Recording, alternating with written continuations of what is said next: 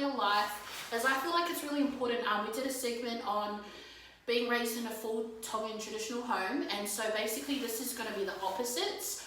Still with the fact that they grew up with customs and traditions, but just with a little bit of a twist, chilled out version to most Tongan girls. So yeah, you girls want to introduce yourselves? Hi everyone, my name's Lipa. Hi everyone, my name's Mia. Cool.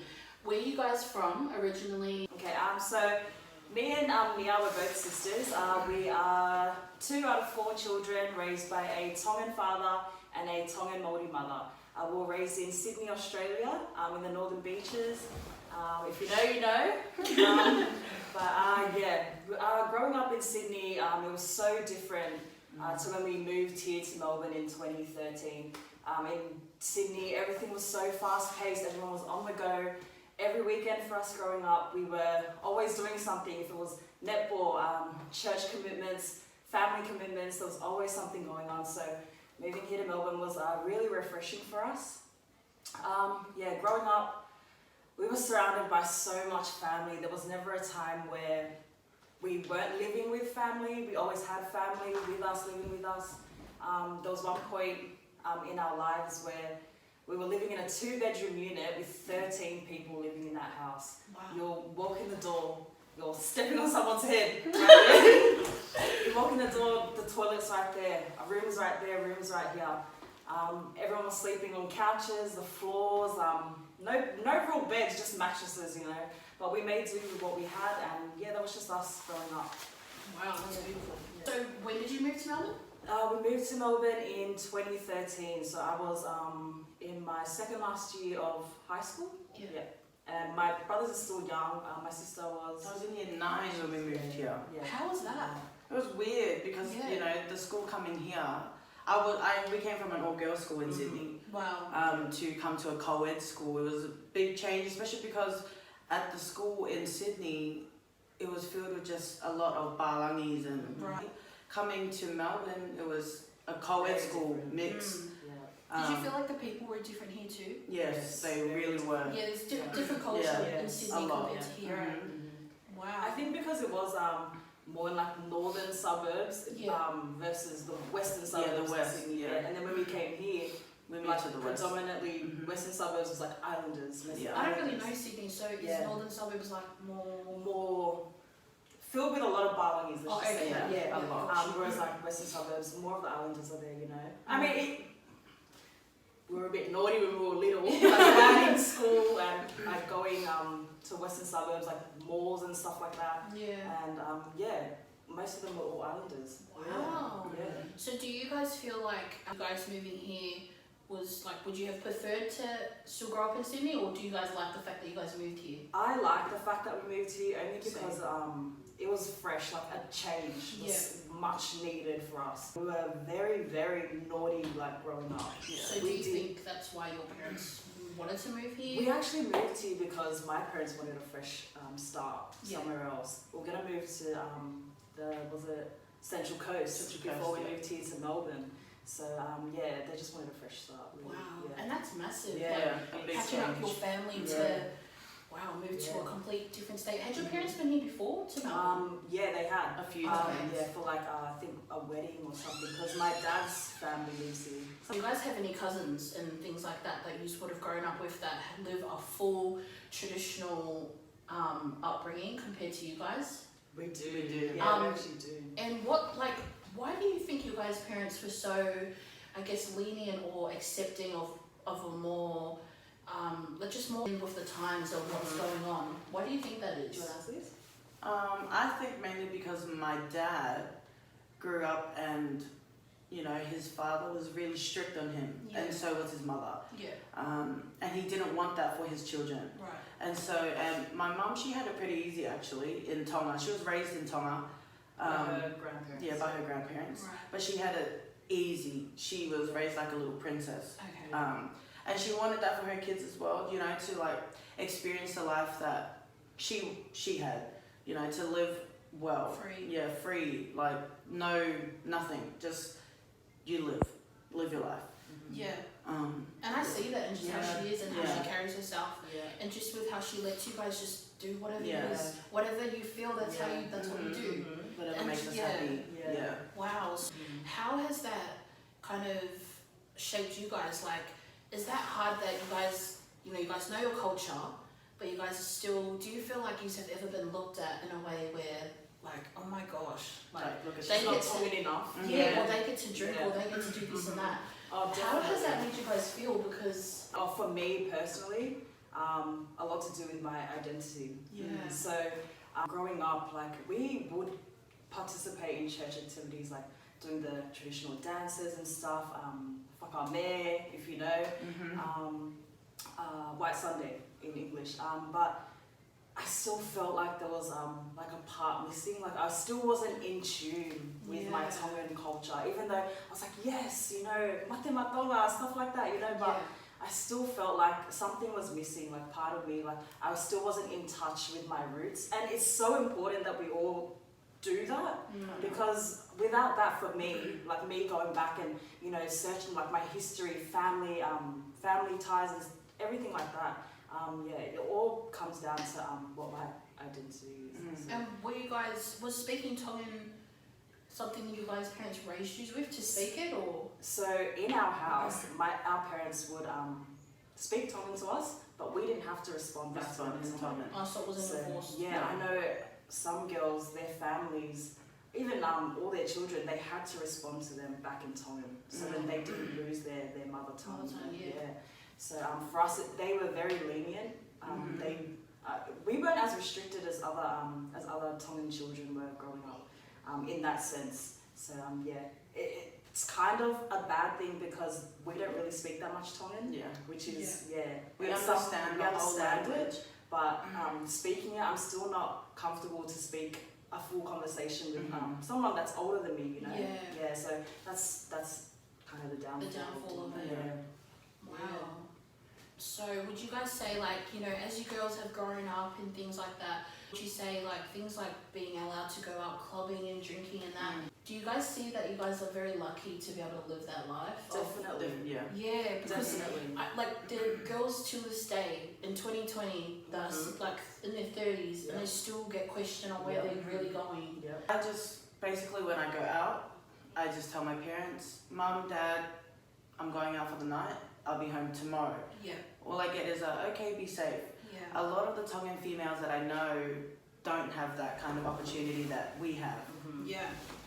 So, they're not very fortunate because, don't get me wrong, my parents were still strict in the sense that we had to wait till we were 18 to actually drink or smoke, sleepovers. People were allowed to sleep over at our house, but we weren't allowed to go and sleep over at their house. And then again, I still wanted to come home to my own bed anyway, so we were restricted in that sense, but we're still so fortunate. By the time we're 18, we can do all that stuff, go clubbing, go to parties. Do as we please. Do as we please. As long as we're honest. Like, the main thing with my parents is, if you're honest with them, then nothing else, like everything else will be okay, because we tell them everything, where we are, who we're going with, and that's probably why they're so relaxed, I think. That's really cool.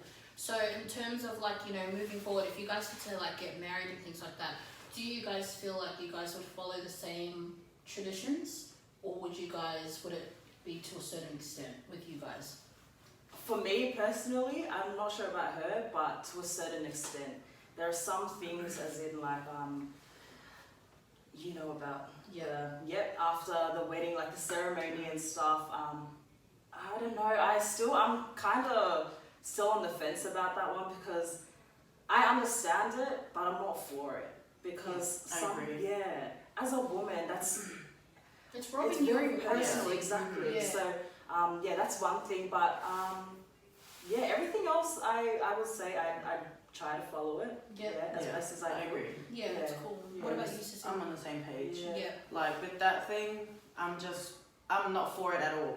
Like, I don't want that. Did you feel that? I don't want that at all. Only because what you said, they are robbing you of your privacy. And, you know, everybody has, like, you know, something that they don't want robbed. Or everything, you know.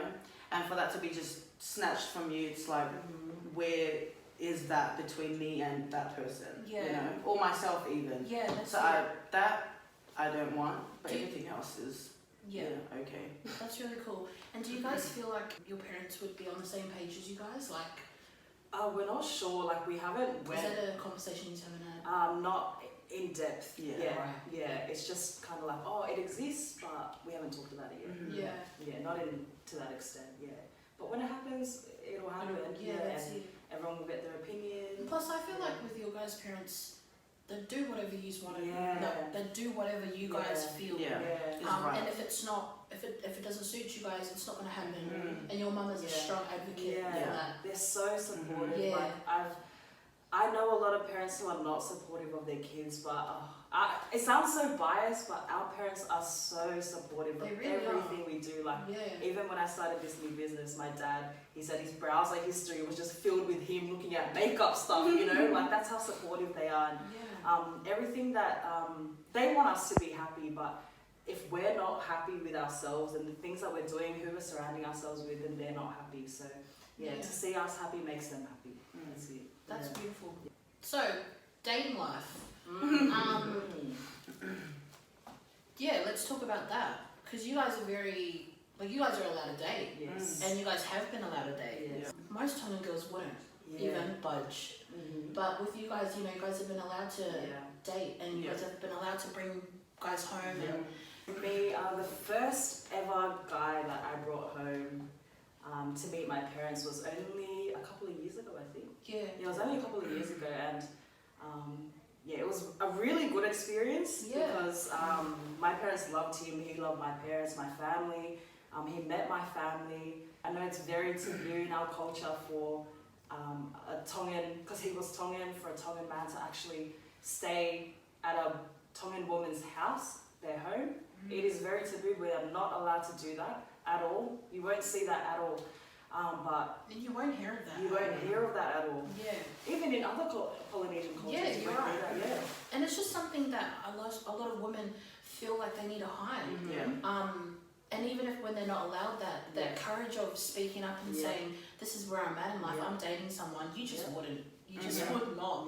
Because you're fearing your life. Exactly. We're so open with our parents in terms of people that we date, because they're nosy, obviously. Every parent's nosy, like they want to know who you're with. Their kids' lives. And I didn't want to hide the fact that I was dating someone. So cool. I wanted everyone to meet. It all went well. And you feel better too. Imagine having to date someone in private and everything. You got to hide everything from the phone calls to just. But that's really cool that you were able to just be like, I'm in this right now. And just tell them. This is what and you don't have to hide who you're on the phone with. So many Tongan girls I know, they're like, oh, I've got to go. You know what I mean? My mum's coming. But we're just very open with our parents, and I encourage a lot of Polynesian kids, please speak up. Even if it's hard. Even if you know you want to get a hiding, just do it. You would rather be open and honest about where you're at than for them to hear it through someone else. That's just how I've always seen it. And you've really encouraged us to do that too. Speak up, tell our parents stuff we didn't want to tell them at times, but you've been amazing in that sense. You know what? And that's literally it. I just feel like. And I know it's hard. It is so hard to tell your parents where you feel about certain areas of your life, but I would rather them hear it from the horse's mouth than to hear it through someone. Definitely. I just fear that. It's something that I just cannot have happen to me. And that's why I'm always like, just tell them. But if it wasn't for you, some things that we haven't said to them would have just stayed private. Even though we are open with our parents, there are still things that we don't say. That we don't say, obviously, but love that. Cool. So, are you guys dating anyone? No, I'm kidding. You don't get to hear that. Okay, moving on. Do you guys think you guys will date full Tongans? Do you guys feel like you guys would marry full Tongan men? No. I have. I've dated two. Okay. I've dated two, and you're so into your own. I wasn't before though. I didn't like Tongans at all because I didn't know that. Because I always thought we were all related. We have such a big family. Let's talk about that. Tonga is so small. Everyone knows everyone. everyone's related to everyone. They're not really, but I mean, as soon as you say a certain last name, yeah, that's our family. Oh my gosh, I go through that with you guys. Mm-hmm. Where I'm like, I talk about someone, you're like, oh, it's my cousin, my cousin, and I'm like, yeah, but dating Tongans is a beautiful thing. Honestly, they're so in tune with the culture because they're Tongan. You know what they're speaking about. Do you feel like it's easier for you to pick your own because you just know the go? Yeah, they know what to do. And they know the expectations of a Tongan woman. Yes, definitely. Yeah, so it's not all bad if you're thinking about it. It's not all bad. I'm team no go. I'm team Hamo. Love that. Wow, that's so cool. What are some of the barriers you guys feel like you have had to break?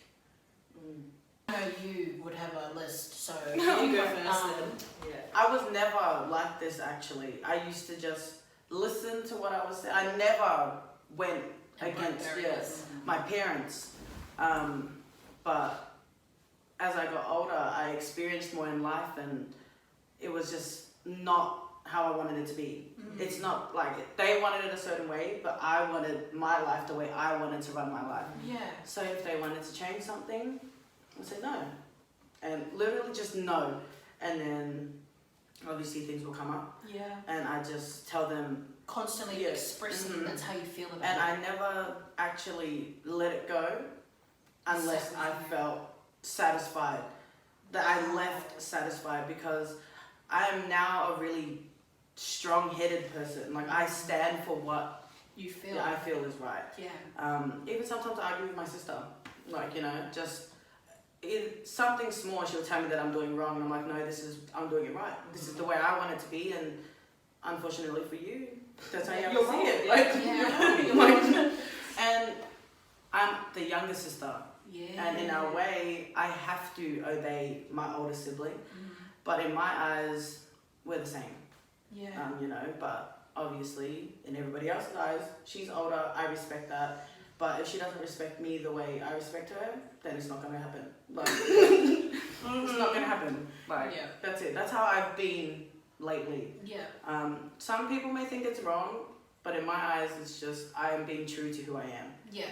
Like, and how do you feel about that? Like, do you sit and you, as an older sister, do you look at it like, okay, I understand how she feels, but I don't like that? Or you agree that that's how your guys' relationship works? I agree 100%. That's how our relationship works. Yeah.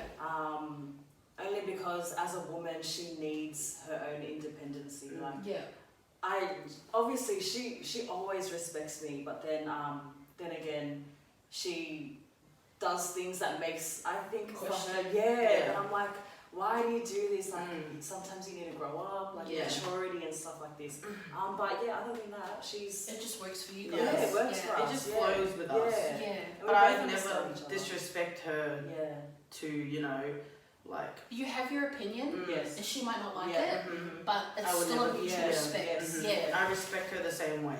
Like, I would never do something to make her feel like, but I'm older than you, listen to me. But it is what it is with us. Yeah, that's cool. And guys, we're not saying like disrespect your own siblings. Definitely what we're trying to say is, when you feel something and you feel strongly about whatever it is that you're feeling, you speak up and you say how it is. Just let them know. Let them know. It doesn't mean you have to come off in a disrespectful way. Watch your tone. Yes. Especially the tone, guys. If you heard her tone, You sort of said make it smack me sideways. But that's not what we're saying. We're saying, when you feel like, if there's ever something on your heart that you want to speak and you feel like you can't speak that out of that respect line, you still can say your piece. That's still, you're still human. I know in most cultures we get taught that you don't speak once the oldest has said something, that's how it is.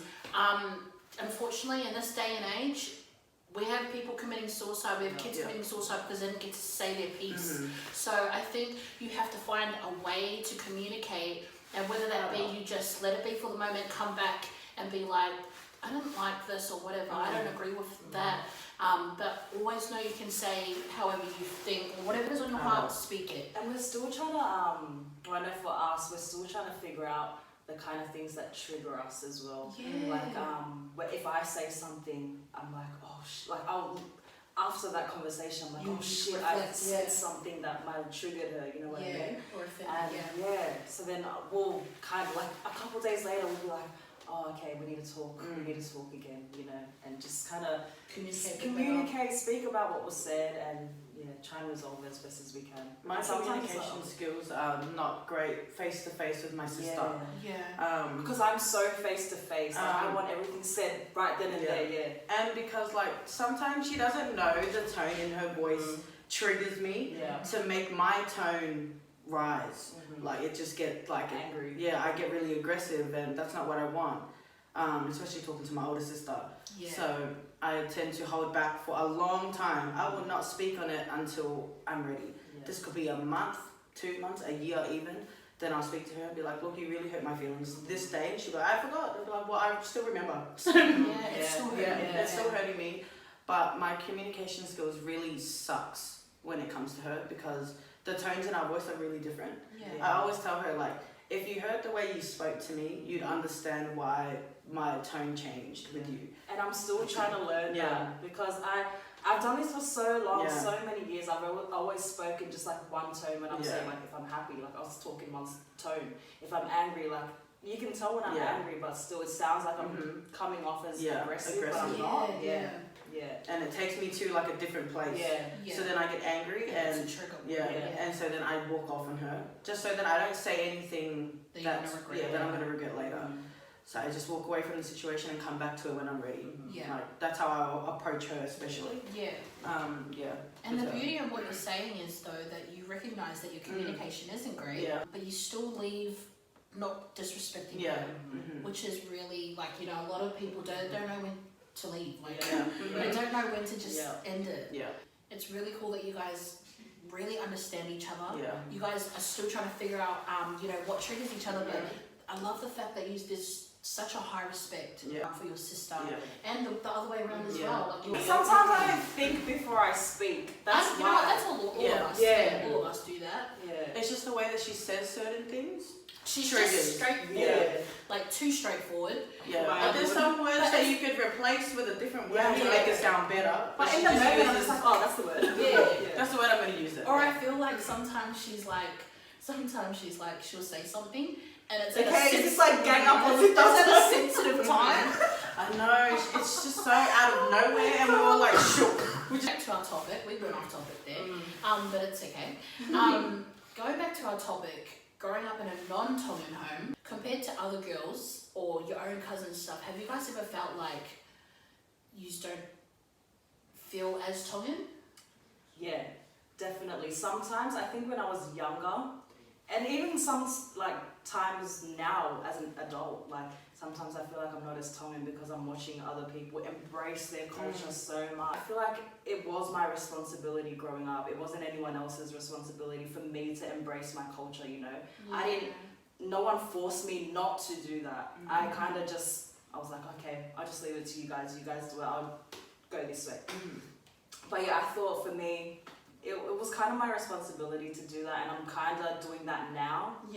So that's cool. So because we were less restricted than a lot of Tongan females, and even a lot of islanders, I don't want to generalize anything, but don't feel like just because we have these luxuries that it's okay to disrespect your parents and say no to this, no to this, no to this. Emphasis on the speak up. Because it is so important for us growing up. We still hid a lot of things. We would wag school, we would get caught smoking, drinking, everything you could think of, sneaking out. I never snuck out, I don't know about you. Alright. But speak up, like the only person that it'll hurt for you not speaking up is yourself. So just speak up, it'll help. Trust me, in the long run, you'll feel so much better. But to all my Tongan women out there, stay fixed. Stay fixed. I love that. Started here at the Grange, Peter 12 College, and we did not realise how many islanders were at this school. Like, it was a big, huge culture shock. Like, coming from a place that was predominantly white, there were only a small group of islanders. And we all stuck together. We all stuck together. And when we came here to Melbourne, so many islanders, like we didn't know how to feel, like how to kind of, what's the word? Find your feet. Yeah, find our feet. Or Well, I really thought I was going to get attacked most of the time when I first moved here, but that's fine. Yeah. How long has it been now? 7 years. Moving here really showed me how strong I had to be. Yeah. You had to grow thick skin. Yeah, I really had to, or else you either break or make it here. That's it. Do you feel the same? Yeah, I was alright because when I already kind of had thick skin. I mean, even though I'm sensitive, but I think I matured at a very young age. Yeah. I matured. That's probably why I'm freaking grandma right now. But still, I matured at a very young age. As soon as I could bloody touch the stove, I was cooking, cleaning, doing all this stuff. And I think when I went into high school, I don't know, everyone was having fun and stuff like this. And you didn't pass that. Yeah, I was like, I've already done this. I don't need it anymore. Yeah. So do you feel like that made it a little bit? Do you feel like that made it a little bit hard for you to make friends? A little bit. Understood who you really were. Yeah, it did, because they were still in that going out to parties kind of stage, wanting to drink. Yeah. I was already like, oh, I want something more. Yeah, it wasn't fun anymore for me. But yeah. And how old were you then? I was 16. That's so mature. Yeah. That is really mature to already be thinking that way. Mm-hmm. She's always been like that. Yeah. Like always. And I think that's why we clicked. Yeah, because we're we're grandmas. Yeah. Literally. I don't know. Guys, here's a little backstory. My little sister and her, when they were you guys same age, Yeah. they kept telling us to be friends. Yeah. And they would always, my sister would come home and be like, oh my gosh, you have to meet Nia's sister. You guys are the same. You guys are both grandmas. And because I dropped out really young, I wasn't at the Grange when these guys were there. And then look, it took us years to be friends. Yeah, literally. We would literally drop each other off to each other's houses, but I never saw her, never had a chat with her. And I was just, I think I was just too prideful to be trying to want to get to know her. It took years. Yeah, years. Now she's my best friend, I guys. know. Me and her sister have known each other for 7 years, and now they're best I know, friends. that's crazy. I don't know why we waited so long. I know. But we click so much. Yeah. We balance each other out. She balances me out a lot. Everything that she says and does, man, it fills my heart. You know what? She's our real one, because we go church together, we party together, we go clubs together. Who you know? If you don't have a friend like that, get you one that you can go to church with and rock up to the clubs the night before. This is so bad. When I text her, I'm feeling some type of way, she's on that buzz. If you don't have that, it's lonely. Very lonely. Yeah. Her sister's mine, so. She's not here. It works out well for everyone. It really does. It really does. So, what is some advice you guys could give any Tongan girls or island girls that might be watching this? What is the key factor of today? I'll start. Still respect your elders. Always respect your older siblings and that. Speak your truth. Don't be disrespectful. Watch your tone. Embrace who you are. If there's something that you feel like goes against the barriers of what you've been taught, we're not saying to cross them, but re-look at it and maybe just try and speak to your parents or whoever your guardian is about it. We're not professionals. We're just saying that's what's worked for us. Growing up, being honest enough to say how you feel, speak to your parents about whatever it is, whether it's dating or just anything that you're struggling with. We just really encourage you to have honest conversations, no matter what age you are. Always tap in, always share how you feel. Never be ashamed of who you really are. Tongan women specifically is really, really, really be in tune with yourself. Find what makes you happy and go with that. Tell your parents what makes you happy. And if they don't like it, I'm not too sure what they can do. But still, really find what makes you happy and work hard at it. Do your best. Strive to achieve the best outcome in your life. My message to Tongan females or all Pacific Islander females, like what they were saying, stay true to yourself. Be honest with yourself, but with also everybody else. always check in on yourself. You know, you really need that. It's really important because the person that's got you the most is yourself 100. at the end of the day. But yeah, stay safe, you know, keep being who you are. And that's it. Love yourself. Peace, guys. Thanks for watching, and we'll catch you on another episode. Bye.